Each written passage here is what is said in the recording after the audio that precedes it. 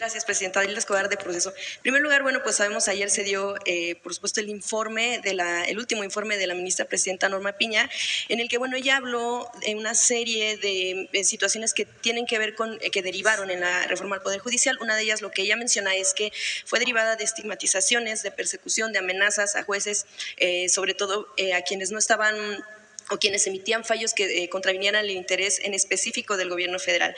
Esto, bueno, pues aunado a toda la serie de descalificaciones que se dieron por parte de lo que menciona desde el gobierno anterior, y también con el asunto de que hubo pues este tipo de amenazas con denuncias en contra de jueces o sacarles algunos temas. ¿Qué opina en torno a este tipo de declaraciones, sobre todo en un informe, si lo vio más como de una cuestión política que de resultados, aunado también al tema del recorte en el presupuesto que avanza en la Cámara? Sí, a ver, son tres temas. Primero, es falso que haya habido amenazas. Desde el Ejecutivo, ni el presidente López Obrador, ni de nuestra parte, ha habido ninguna amenaza a ninguna persona juzgadora.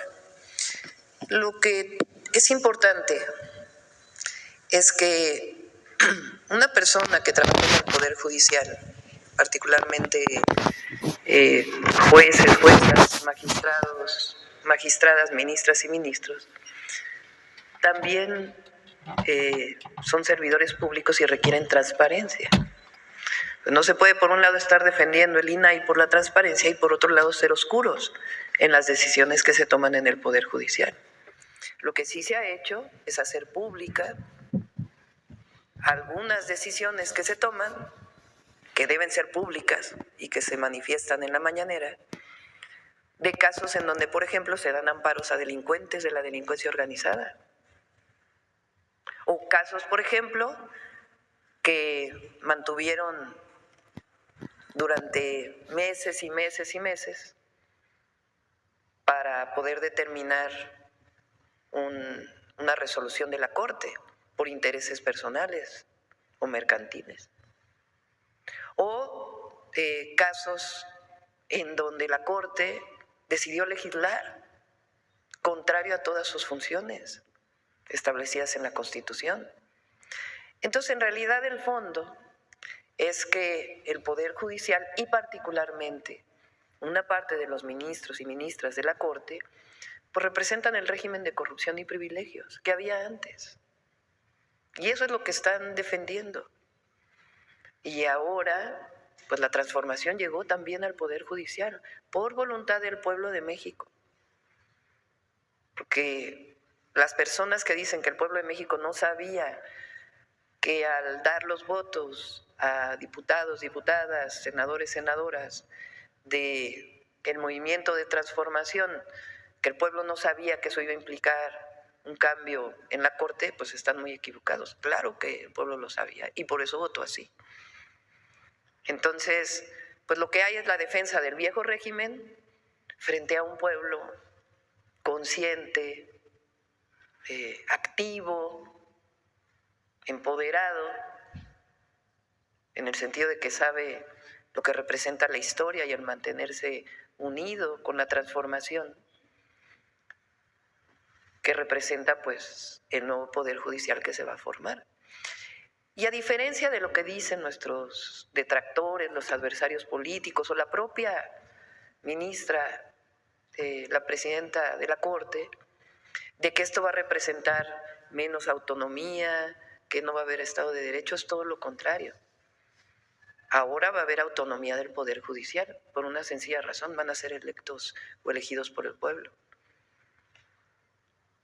Si, lo he dicho varias veces, lo dije en mi toma de protesta, si el objetivo hubiera sido que la presidenta controlara la Corte, pues hubiéramos hecho una reforma como la que hizo Zedillo, en donde desapareció la anterior Corte, nombró a nuevos ministros y ministras que fueron nombrados pues prácticamente por él, en un acuerdo entre el PRI y el PAN, que ese acuerdo viene pues desde el periodo de Salinas, o antes, pero particularmente. Entonces, lo que hay es dos proyectos de nación.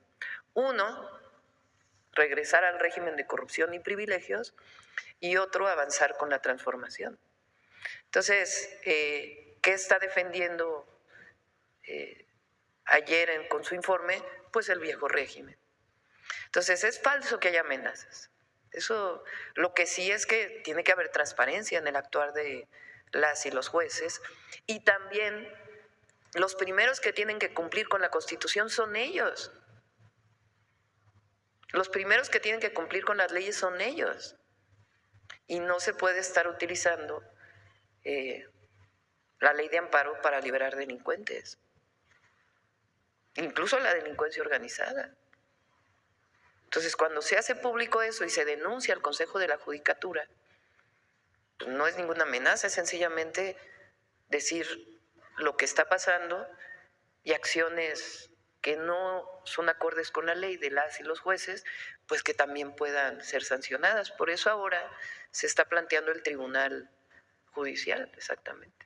En algún momento incluso la ministra también había tocado el asunto de que en el anterior sexenio, en el del expresidente Andrés Manuel López Obrador, se tenía la intención de que el ahora exministro Arturo Saldívar se mantuviera 2 años más para que alcanzara pues el tiempo del sexenio empatado y para que se pudiera tener injerencia desde el Ejecutivo en la Judicatura. No sé si el exministro hiciera algún comentario, sobre todo porque en algún momento también se le quería llevar a juicio, llevar un procedimiento en contra de usted por algunas declaraciones incluso que se dieron en el anterior sexenio y lo que apunta hacia usted desde la propia ministra presidenta hoy todavía. Pues el propio ministro renunció a los 2 años adicionales, si recuerdan. O sea, él mismo cuando se quería hacer este cambio, él dijo, no, yo no estoy interesado. O sea, es la mejor respuesta que se puede dar. Gracias, presidentas. En otro tema, también desde el sexenio anterior aquí, pues escuchamos muchas veces y sobre todo al final sobre todo lo que tiene que ver con una trama, una red de factureras y empresas irregulares que tenían quienes fueron colaboradores de Genaro García Luna, hoy sabemos preso en Estados Unidos, condenado por temas de vínculos con el narcotráfico, pero estas redes e irregularidades pues han alcanzado a quienes incluso hoy todavía están en el servicio público, en específico tiene que ver con gobernadores o que han alcanzado a las familias de los mismos, de acuerdo con investigaciones de la propia Fiscalía en el caso de Nuevo León, se registran algunas maniobras que involucran a familiares del gobernador Samuel García. El vínculo es la firma Lergar, de la cual es accionista mayoritaria Rosario Asenat, la media hermana del gobernador. Le mencionaba que alcanzan a redes que tienen que ver con familiares o en algunos casos directamente. Esta firma también involucra a Víctor Manuel Álvarez Puga, quien sabemos que en el gobierno de Enrique Peña Nieto pues cometió delitos y hoy es prófugo de la justicia. Uno de los operadores de esta red que le menciono, de Álvarez Puga, por la cual está vinculado, es su primo Fernán Pavia Puga. Es fiscalista, socio de las empresas a las que Lergar habría transferido enormes cantidades de dinero. Incluso, pues también llama la atención que esta empresa tiene más gastos que ingresos. Por eso también el tema de la investigación en la Fiscalía. Otro elemento, pues por mencionar algunas de las cosas, es que en algunas de las operaciones o transferencias fue a una de las empresas que ha tenido esta empresa, fue a una de las empresas fantasmas relacionadas también con con una red que se va tejiendo y que muchas apuntan hacia Genaro García Luna. Hay miles de transferencias que pueden dar cuenta de este tipo de cosas. Una de las últimas, en otra de las empresas que está dentro también de esta red, tiene como liquidador a Miguel Raúl Ortega, relacionado también con el caso de Luis Cárdenas Palomino. Como vemos, pues todo esto está entrelazado y que está relacionado todavía con empresas que de algún momento beneficiaron a este tipo de tramas, de redes de corrupción que sabemos hoy, pues que existieron, porque además se ha juzgado no nada más por corrupción, sino también por cuestiones de narcotráfico. Incluso en la nómina de esta empresa, a la que le hacía mención, que está relacionada con la familiar del gobernador, pues tiene como mejor pagados a quienes también han sido investigados por cuestiones de corrupción, otra vez ligados al tema de lo que tiene que ver con García Luna. Quisiera preguntarle, presidenta, cómo de alguna manera la federación pudiera estar también atenta o vigilante a este tipo de situaciones que se dan en gobiernos como el caso Nuevo León, de acuerdo con una investigación, por supuesto, de la Fiscalía Estatal, y que pudieran, no sabemos si todavía pudieran estar beneficiando a estas personas que o son prófugas o que ya han sido condenadas por cuestiones tan graves y que además, por supuesto, lo que vemos es definitivamente estarían relacionadas también con el tema de que estarían financiadas por el erario en alguna parte, porque en algún momento también la revista Proceso ha dado cuenta de algunas de las empresas que han beneficiado al gobernador y a sus propios familiares. Está la Federación federación atenta a este tipo de vigilancia, pedirá información a la Fiscalía Estatal para ver de qué está tratando, sobre todo por el cuidado al presupuesto público. Pues es un asunto de la Fiscalía, ¿no? Si tiene pruebas y tiene información suficiente, pues las fiscalías tienen su autonomía, ¿no? Entonces, si hay información, pues que esté la información y que se proceda.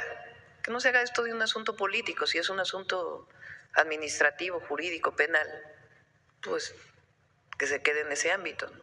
Que apunte hacia gobernadores, como es el Sí, pues la Fiscalía tiene la información, si es que realmente tiene la información.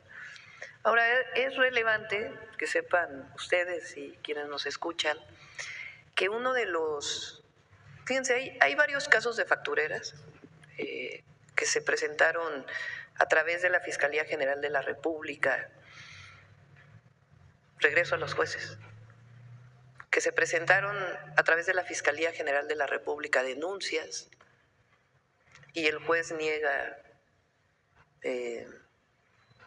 orden de aprehensión o incluso proceder en la investigación. Son cerca de 8 casos que tiene el SAT con pruebas de facturas falsas que el Poder Judicial, que se presentaron a la Fiscalía, cómo debe proceder, y en el 99% de los casos el Poder Judicial dijo no procede. Pero para que se sepa también, porque aquí hay sus partes, ¿no? Y la otra que es importante que se sepa es que se modificó el 19 constitucional ya, no sé cuándo va, ese ya pasó por todos los congresos, ya para publicarse, para declararse constitucional por la Cámara de Diputados. En los delitos que se modificaron para que tengan prisión preventiva oficiosa está ser facturero o el delito de facturar falsamente, porque antes ni siquiera era sujeto a prisión preventiva oficiosa, a delito grave. Entonces ahora ya en la Constitución se establece. Entonces eso va a ayudar. ¿Qué son las factureras? Es utilizar facturas falsas para evitar pago de impuestos, esencialmente, a través de redes de empresas que se dedicaron a eso, formar empresas. Esa empresa se forma como empresa fantasma, tiene su RFC, factura, que a su vez le factura a otra, etcétera, etcétera, etcétera, de tal manera que se vuelve muy difícil encontrar cómo fue este proceso de facturas falsas que evitan al final pagar impuestos o incluso hasta fraudes privados que se pudieran generar. Entonces, ahora ya es un delito grave. Y va a ser publicado pues ya pronto en el Diario Oficial de la Federación. Pero sobre el caso de Nuevo León, pues es la Fiscalía quien tiene que... El SAT estaría también revisando la ruta que pudiera estar siguiendo. No sabemos si sigan siendo beneficiados finalmente estos prófugos o delincuentes, ¿no? En cualquier caso, el SAT tiene mecanismos de estar permanentemente haciendo auditorías, o si brinca en un área algún tema de alguna factura que no es real, inician las investigaciones para desarrollarlo. Una vez que tienen las pruebas, presentan la denuncia ante la Fiscalía General de la República. Y finalmente, bueno, pues lo que tiene que ver con un tema que se había quedado, pero que pudiera más bien no pasar desapercibido. Hace algunos días ya el gobernador Javier May había hablado de que en su gobierno no iba a haber pactos con la delincuencia. Después, bueno, pues al ser cuestionado sobre esta situación, él explicaba que lo decía porque en anteriores gobiernos estatales en Tabasco, pues se había abierto la puerta a cuestiones delincuenciales, a pactos, a cuestiones que están derivadas incluso con anteriores gobernadores. En este caso, bueno, pues sabemos que algunos de esos anteriores gobernadores, Adán Augusto López y también Carlos Manuel Merino. May lo que dijo es que en su gobierno, pues no es que hubiera más delitos que antes, sino que tal vez antes no se hablaba tanto, se escondían cifras, o que hubiera un pacto para que de alguna manera pudiera estar pues un tanto tranquila la situación en el estado. De hecho, él parte de lo que dijo es que todos saben que era Vox Populi, que quién comandaba la barredora en esa entidad, incluso lanzó la pregunta, o no lo sabe sabemos. En octubre de 2022, bueno, viene a colación de que en esa fecha, Proceso publicó un reportaje en el que se decía, bueno, se daba cuenta de que cuando era gobernador Adán Augusto López, pues se entregó la Secretaría de Seguridad y también la Policía Estatal a personas que estaban relacionadas con cuestiones de delincuencia. De hecho, uno de ellos, tiempo después, precisamente por el tema de la violencia, tuvo que renunciar al cargo. Y esto, bueno, pues con información también derivada de lo que tiene que ver con la defensa nacional respecto de investigaciones que hizo en torno a pues los hilos que llevaban a esas 3 personas que estaban relacionadas con la delincuencia. Yo quisiera preguntarle, Presidenta, si en efecto, bueno, pues ustedes como gobierno federal, como ejecutivo, tienen información del origen de este tipo de situaciones de violencia que se dan, sabemos que en varios estados, pero en este caso, como se habían dado algunos actos de violencia en Tabasco, ¿qué respuesta daría a este tema de los pactos, de si habían anteriores gobiernos, de qué tan lejos estaban esos gobiernos actualmente? ¿Y qué pasa con la diferencia, por ejemplo, que menciona el gobernador May, de que antes había y que ahora le toca a él y decir, pues no hay pactos, pero pasan esas cosas? No tengo información de que Adán Augusto, cuando fue gobernador de Tabasco, haya hecho un acuerdo, ni lo creo tampoco. Lo que sí hubo en el sexenio anterior, ya con Merino como gobernador, es que él toma la decisión cuando empiezan a subir los delitos en Tabasco de separar al entonces secretario de Seguridad. Y después se abren distintas investigaciones, que en todo caso, si las investigaciones llegaran a algún servidor o alguien que fue funcionario público, pues se procedería. Pero no es un pacto, sino sencillamente en el momento en que ocurre el incremento, se toma la decisión de separarlo del cargo. Así fue con el anterior secretario de Seguridad Pública de Tabasco. Y hoy se está colaborando mucho. Está un general retirado de secretario de Seguridad, ya desde antes de que llegara Javier al gobierno del Estado, y se está colaborando con la Secretaría de Seguridad y Protección Ciudadana y con la Fiscalía del Estado y la Fiscalía General de la República, igual que en otras entidades. Sí, bueno, bien, lo que tiene que ver con eso, pues la información del ejército, sobre todo vía el Centro Regional de Fusión de Inteligencia en el sur. Y esto aunado también al llamado que hace usted, que hizo ayer, en torno a que los gobernadores deben asumir la responsabilidad de la seguridad, saber pues un poco más a detalle, pues no como tal señalar quiénes pudieran ser, pero si tienen información de cómo ha sido entonces la asistencia a estas mesas de seguridad que hacen por las mañanas, también esta situación de qué tanto usted considera que los gobernadores pudieran estar delegando esta responsabilidad tan importante que tiene que ver con la seguridad. Gracias. Fue un llamado a todos y a todas las gobernadoras y jefas de gobierno. Pienso yo que, por supuesto que desde la Federación tenemos una enorme responsabilidad y la estamos asumiendo, pero que tiene que haber coordinación y las y los gobernadores también tienen que asumir su responsabilidad en la seguridad. Lo hemos dicho varias veces, un homicidio es un delito del fuero común. Entonces, la investigación del homicidio, el análisis, la carpeta de investigación está en las fiscalías estatales y son en general los jueces o las juezas estatales de los tribunales del Poder Judicial estatal quienes otorgan orden de aprehensión de acuerdo con las carpetas de investigación o cateos o la orden que tengan que presentar. Entonces, hay gobernadores que asisten todos los días al gabinete de seguridad y hay gobernadores y gobernadoras que han decidido no asistir. Entonces, por eso yo hice un llamado respetuoso a que se asuma esa responsabilidad de conducir la política de seguridad de su estado. En general, cuando el gobernador o gobernadora asume esta responsabilidad, hay mucho más resultados.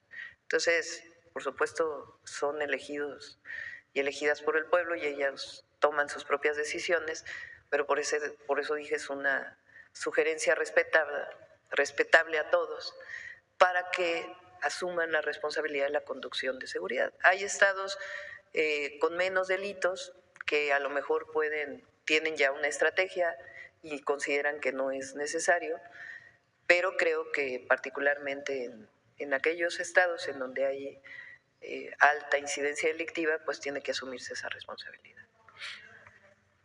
Pues depende de cada uno de ellos y ellas cómo asuman esta responsabilidad. Yo fue un llamado respetuoso.